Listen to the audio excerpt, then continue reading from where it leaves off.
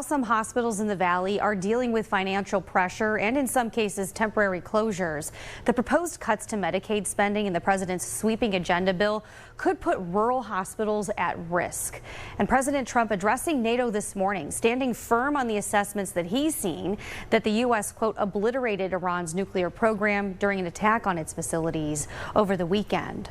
U.S. Senator Bernie Moreno from Ohio joins us now to go over all of these developments.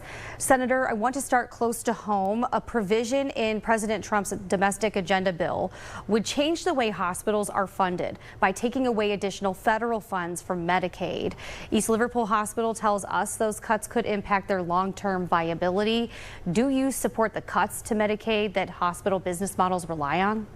Well, just to be clear, that's not what's happening at all. What we're saying is that Medicaid specifically, because we're not talking about Medicare at all, talking about Medicaid, what we're doing is basically three things: getting rid of waste, fraud, and abuse, putting a work requirement on able-bodied adults, and asking the states to pay their fair share. The states have laundered money, have abdicated their responsibility to participate in Medicaid reimbursement, and we're asking the states to step up the way they should be. We've seen a 50% increase in federal Medicaid expenses. The states have absolutely gone the other way. So we're trying to reset that relationship. But just to be crystal clear, if you're an able-bodied adult, we expect you to do either work or volunteering or upskilling, school, etc. If you're somebody who's dependent on Medicaid, you're disabled, pregnant women, children, older Americans, we're not taking away your benefits at all. We want to preserve and strengthen those benefits to make sure that they're there for you and for generations ahead of you. Last time we spoke with you, Senator, you said you were helping to facilitate meetings with new potential owners of Trumbull County hospitals and that Insight was basically out of the picture. But since then, Attorney General Dave Yost has met with Insight and is now putting his support behind its efforts to reopen.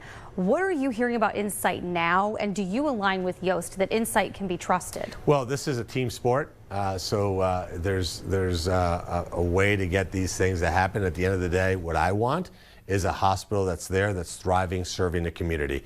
If Insight is now able to do that, and they've given the Attorney General and myself reasons why they are making a case as to why they can actually deliver health care and they can take care of the community, I'm all for that. If there's another operator, which is still out there in the picture, who's able to come in and do it even better and be more stable long-term, or maybe there's a hybrid where there's a partnership between both of those.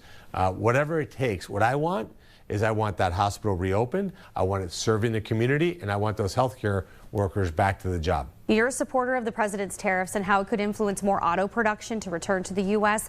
What is the latest on how those efforts could impact Lordstown, and do you expect vehicle production soon inside the Foxconn plant?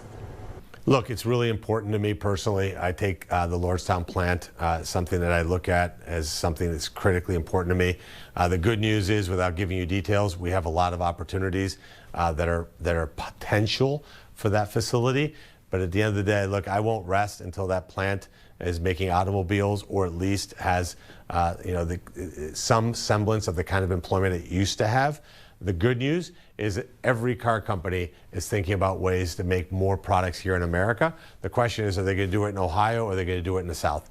And this is where the UAW comes in.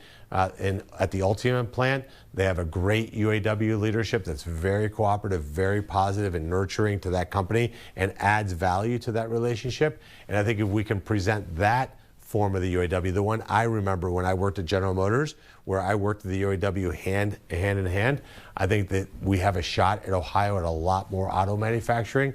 I've talked to the leadership of the UAW about this a lot. They need to be a union that adds values more along the lines of the Teamsters that really has grown their membership, and I think that bodes well for Ohio. Alternatively, unfortunately, we're going to see these auto plants that are new, because one way or the other, more auto manufacturing is coming to America. Could happen, unfortunately, not in our state. So I'm fighting hard to make sure it happens in Ohio. Lordstown is 100% in my sights, and we've got some good prospects out there. Nothing obviously to report today, but I feel decently confident that at some point in the future, we have a good resolution with that plant.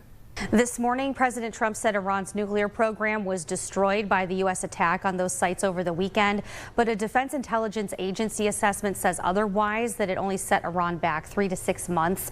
Do you and your fellow senators have questions about the decision to attack? Not at all. He made the right decision, and that report is totally fake news.